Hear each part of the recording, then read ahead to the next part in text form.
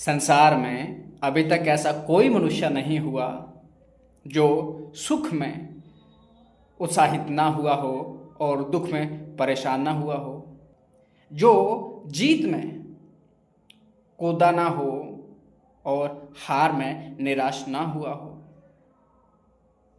यही सब अर्जुन के साथ भी हो रहा था महाभारत के युद्ध में। महाभारत के उस युद्ध के परिणाम से अर्जुन भयभीत हो रहे थे और तब वह भयभीत होकर भगवान माधव श्री कृष्ण के शरण में गए और उनसे उसका उपाय पूछा था। तो माधव श्री कृष्ण श्रीमद् भगवद गीता के 2 अध्याय संख्या योग के 38वें श्लोक में दुःखे समे कृत्वा लाभालाभौ जयाजयौ ततो युद्धाय युज्यस्व एवं पापमवाप्स्यसि। अर्जुन से कहते हैं, हे अर्जुन, तुम सुख दुख लाभ हानि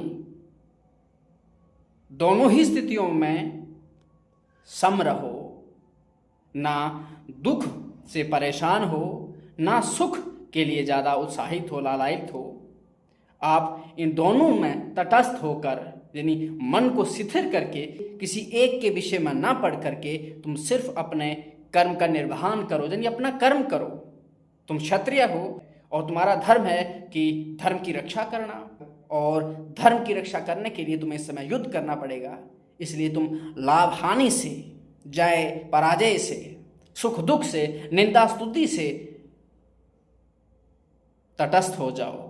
मन को शिथिल करो, सिर्फ और सिर्फ अपने धर्म का पालन करो, अपने कर्म का निर्वहन करो, फिर तुम्हें पाप नहीं लगेगा।